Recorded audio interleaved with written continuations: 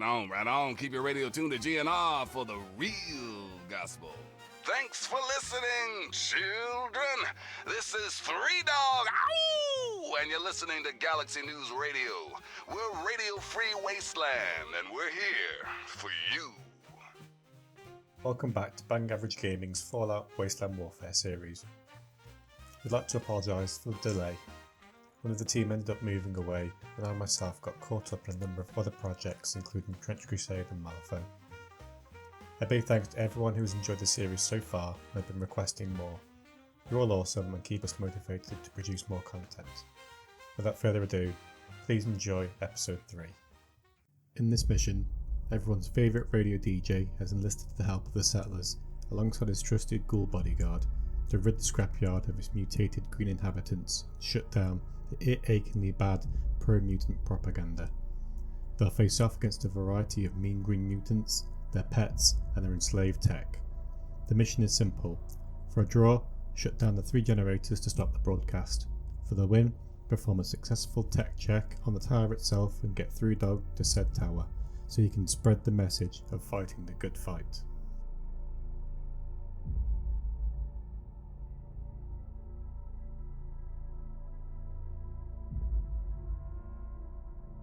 The vault-dwelling tunnel snake, Butch, begins by taking a double move action up the board, making a run for the nearest objective. He doesn't have an action point left to interact, but does flip the nearby marker to reveal an object that could be scavenged later.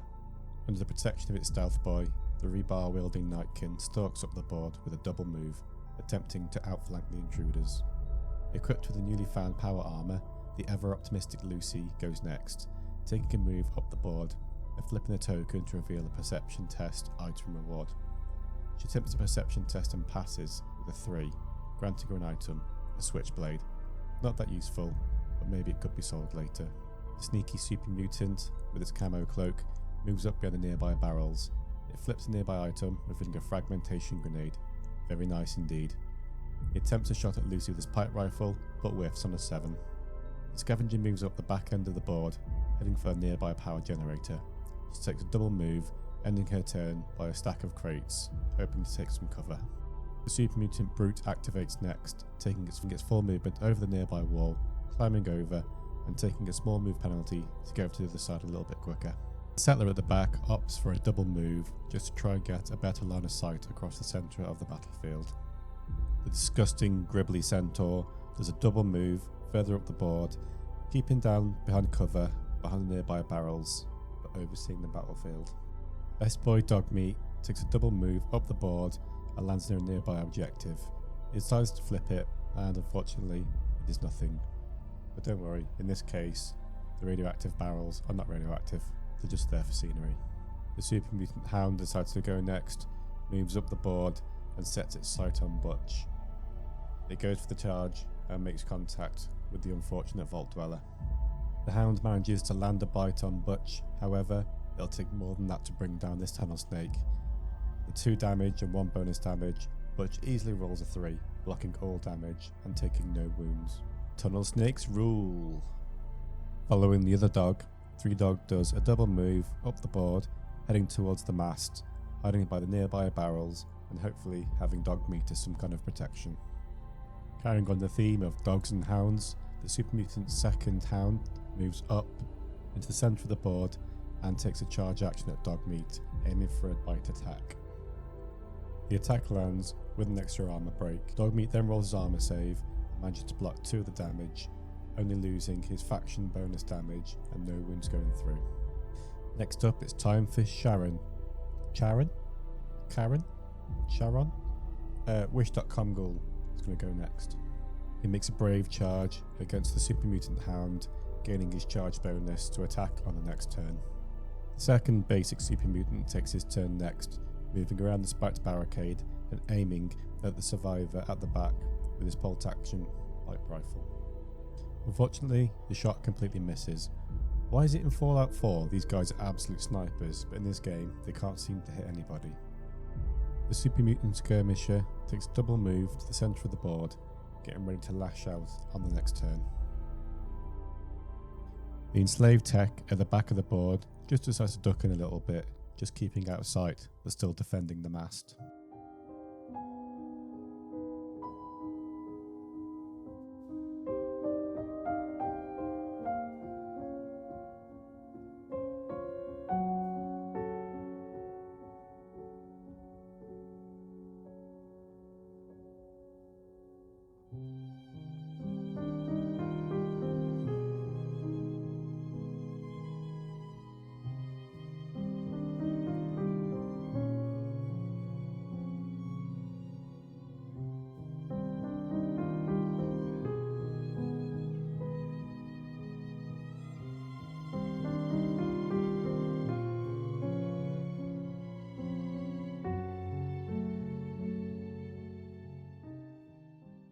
The survivors kick off turn 2 with Sharon, who took a swing at the vicious mutant hound with his trusty combat knife. He hits on a 2. The hound fails its armor save, taking 2 damage from its pool of 5. It takes a second attack without the charge bonus and misses. We forgot the outnumber bonus, but re-roll them. The -1 on the first hit changes nothing, and the second attack misses anyway. The nearby centaur moves and charges into the ongoing brawl, unable to attack this turn, but gets a green bonus charge dice for its next activation. Dogmeat attacks the mutant hound with a dog bite, scores a critical hit. The armor break means the 2 damage goes straight through with 1 remaining. Unfortunately, the second bite is a crit fail. The other mutant hound goes next, hoping to bite a chunk out of Butch. Luckily for Butch, attack 1 is a critical fail. The second one misses. Clearly the smell of cheap aftershave and hair wax is too much for the hound to take. Lucy aims her laser rifle at the skirmisher and lets loose. Manages to hit even over cover, and a double nuka bottle means he is set on fire. The skirmisher has 2 energy resistance and blocks both energy damage, but is still aflame. Bad day at the office indeed. She attempts to hit him with a laser rifle again, but the shot goes wild and misses. The sledgehammer-wielding brute moves up next, targeting the scavenger at the back. No Super Mutant has a hammer, everything it sees is a nail. Can't forget that sweet charge bonus dice either. The settler aims at the Super Mutant nearby with a souped-up pipe rifle. The first shot fails with a quick action. The second shot rolls the exact same again. This is not an editing mistake. Both rolls fail with a quick action, with an extra wasted damage dice. The other Super Mutant is just out of range of a close shot with his bolt action pipe rifle, so takes a long distance shot instead. Like every shot thus far, it misses. Butch flicks out his trusty switchblade and swipes the mutant hound. The first attack misses, but the first one does hit, but the hound manages to block damage with its armor save. The Super Mutant with the camo cloak, who picked up a frag grenade, then tries to throw it at 3-Dog. As expected, he rolls poorly, causing the grenade to scatter. Hilariously, it scatters away from 3-Dog and hits Lucy. After damage roll, she blocks 1 of the 2 damage, and the power armor takes the other point of damage. The scavenger attempts to fall back from the Super Mutant brute, but suffers a -2 penalty attack. The Super Mutant manages to hit with a crit and a double armor break, meaning the 2 damage goes straight through. The scav moves away, tries to take a shot at the brute, but the brute has 2 armor and blocks with a 2. The skirmisher takes 1 damage from fire, has decided it doesn't like being on fire anymore, and tries quick action to extinguish itself. It critically fails, then flips over the nearby item token and receives a combat knife. It then uses its full action to put the fire out, and manages to succeed this time.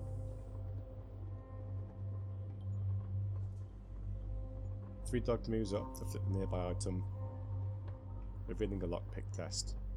He then tries to shoot the hand attacking Butch, but fails with a quick action, so no point in rolling for friendly fire. He attempts to lockpick the box, but also fails. Not a good turn for 3-Dog at all. Next up is the Aviator, moves up behind cover and takes aim at Lucy with his pipe revolver. He sadly misses. The Enslaved Tech stays where he is, activated and ready to go if needs be. The Nightkin charges 3-Dog, having to use all of its action points to get there, but getting a charge bonus for its next turn, and that leaves us at the end of turn 2.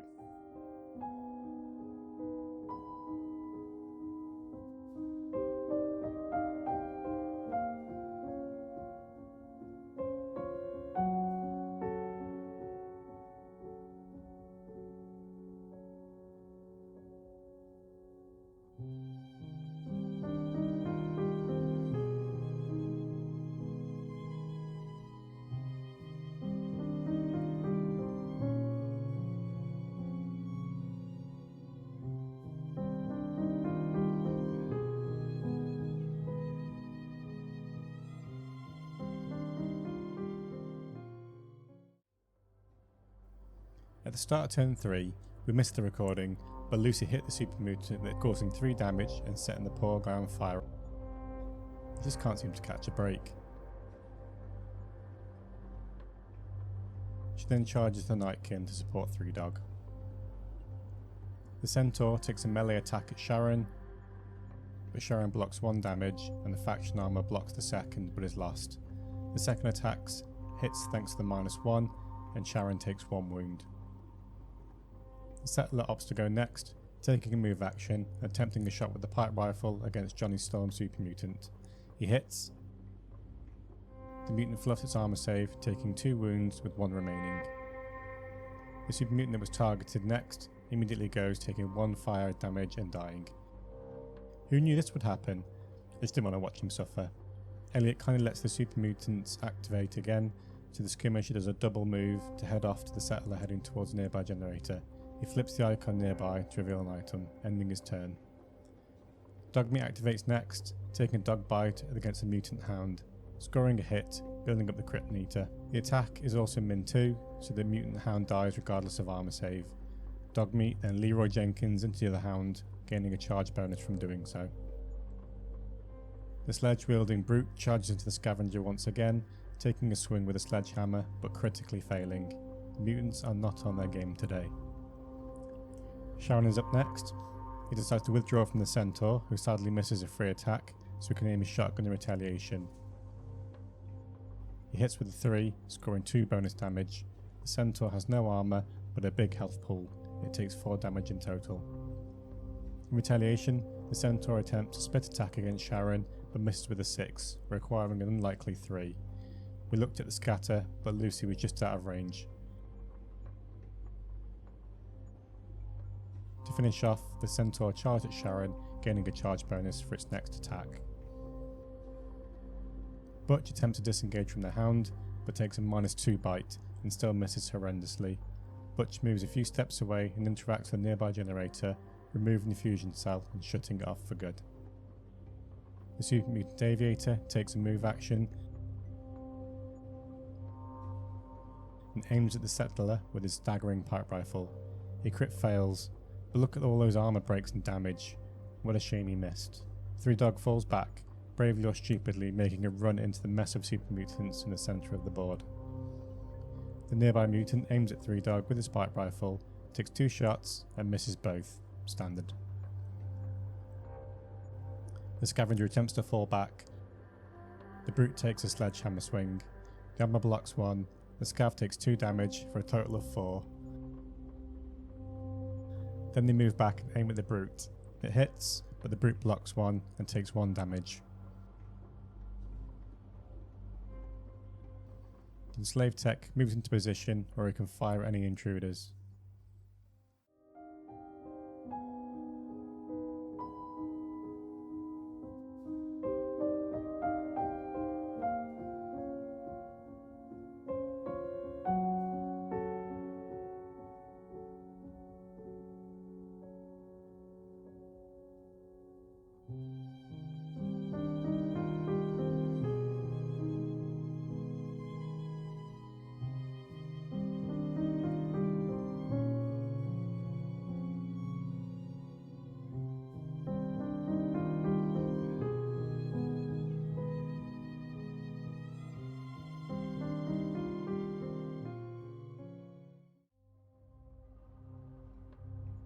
Starting with turn 4, hampered by the forest fire, 3 Dog takes a single move and fires at one of the nearby mutants. He fails with a quick action. The Aviator fires at the nearby scavenger with a staggering pipe rifle. He hits with a crit, the armor save completely whiffs and the scavenger is removed from the board. The footage was a bit blurry to see, but the Aviator hit on a nearby settler on a 5, failed the armor save and she took 2 wounds. Ouch. We forgot about the forest fire event, but the poor settler saw her friend get shot before taking the bullet herself, so we'll let her off. She double moves to the nearby last generator. The skirmisher charges to prevent the last generator from going offline. He takes a swing and looks like he'll miss, but then I remembered the green roll and exactly what I needed for 2 physical damage. Another armor whiff and 2 go through. Butch gets in some cardio action with a double move, one of them being a quick action, forgetting about the event card. Looking at the footage, he uses the remaining action to yank the power cell from the generator, 2 out of 3 down, but then remember the event and move him back. He then takes a shot at the centaur, hits, causes 2 damage, and then tries a quick action shot but sadly misses. The camo cloaked Super Mutant charges at 3 Dog. He opts to use his pipe rifle in combat, but I'm an idiot and I misread this 9 as a 6. Oops. We had the wound token, but it doesn't really change much. Dog Meat goes in for a dog bite versus the Super Mutant Hound next. Needing a 6 and getting a 4, he hits. The Mutant Hound fails a save, and extra damage is enough to kill the Mutant Hound. Dog Meat then charges at the Nightkin currently harassing Lucy. The Centaur takes 2 swipes at Sharon, the first being a critical fail and the second being a miss. I have a feeling this freak won't be making the roster in the next game. Sharon falls back, and keeping in with tradition, the Centaur fails to land a hit with a fail and a quick action. Thankfully, Sharon also whiffs his shotgun blast and misses the Centaur.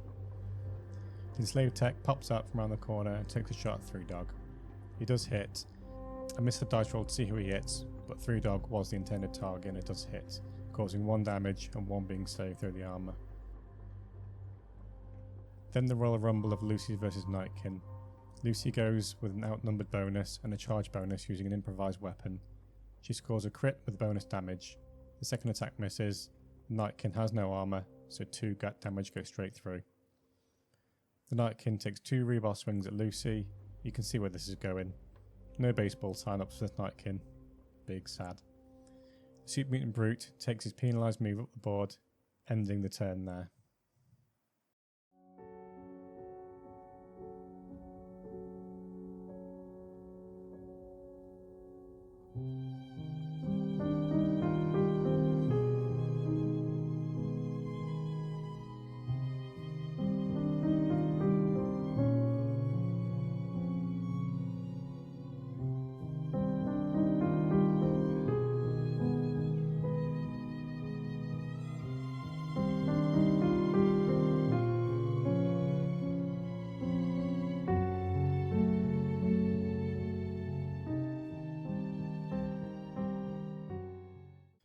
Finally roll around to turn 5, where it's all to play for. The settler by the 3rd generator falls back. The skirmisher swings, but unfortunately misses. She falls back, yanking out the power cell along the way. The Super Mutant Aviator charges 3 Dog,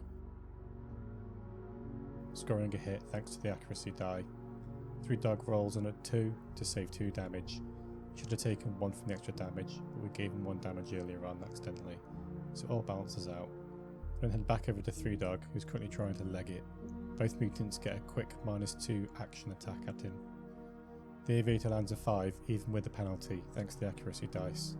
3 Dog makes another great save, so only takes 1 damage, putting him to 3. Thankfully for 3 Dog, the next attack action is a critical failure from the other Super Mutant. 3 Dog runs like a racehound towards the objective, a little bruised but still standing. He then pleads and offers a deal to the tech. Help them and he can join them. He rolls a charisma check, and thanks to his hat, which gives him a buff, he just about succeeds. The tech mulls over and tries to counter, but critically fails. The offer is just too good. Now the tech is considered a settler. The camo cloaked Super Mutant rushes 3 Dog once more, swings and hits. 3 Dog rolls yet another save, taking 1 wound, putting him on 4 out of 5. This dog just won't go down. Next up we head to Sharon, aiming his shotgun at the Centaur and hoping for a kill. He hits on the first shot for 3 damage in total. The Centaur has no armour, so it goes straight through. The second shot just hits, guaranteeing the kill. Not liking that the human has stolen his fusion core, the skirmisher takes a charge and swings at the settler. With a double armour break and stack of damage, the settler goes down, dropping the fusion core. Butch goes to the final generator, heroically sprinting without a hair out of place. He yanks the fusion core out, completing the secondary objective and possessing 2 fusion cores in total. The Super Mutant Brute charges into Lucy, hammer at the ready. He rolls amazingly well and actually brings the power armour down to its lowest level of function. No damage physically hits Lucy, but degrading this piece of expensive kit is an irritating setback to the survivors. This is it, the final turn, the final activation. The newly recruited tech moves up to the objective and goes to expand the network for Three Dog, sending out a word to fight the good fight and call for reinforcements. He's a tech genius, all he needs to roll is NATO under, and oh, that's unfortunate. But there is still hope. With Three Dog nearby, he has the ability called Backup, which gives an extra black dice. A -1 will mean a win. He rolls and... oh, no. They ask you how you are, you just have to say that you're fine when you're not really fine, but you just can't get into it because they would never understand. And is unable to complete the main objective. We then roll agility tests for the survivors taken out of action, as they could potentially be super mutant hostages. They need to roll under their agility to escape and return. The scavenger, needing a 5, oh, they're captured. The settler, needing a 4, oh, they're also captured. A bad day for the survivors indeed. And there we have it, an unfortunate finish to a tough slog of a game. Due to being unable to use a tower to call for backup and relieve Sharon of his contract, Three Dog and Sharon will not be joining the settlement roster for now. One power core has been used to fuel the damaged power armour. One has been given to Three Dog to boost his own equipment to try and give a lead on the captured survivors. The third is currently with the captured scavenger. Maybe the super mutants have it, or maybe she's managed to hide it. Who knows? Not all is bad. The new settlement managed to recruit a highly skilled tech despite his lackluster final role, and none of the core characters were captured. We'll be doing some home base admin on the next episode. I'd like to show some of the fantastic comments we've received from our amazing viewers. Your kind words of support and encouragement really help out with the motivation to bring you these high quality battle reports. The models, the terrain and editing are all huge undertakings, but it's really worthwhile when we see the joy that it brings to so many of you. So I'd like to thank each and every one of you for your kind words. That's it for now from the Wasteland. We'll see you in the next one. From us here at Bang Average Gaming, thank you, and we'll see you in the next battle report. Bye for now.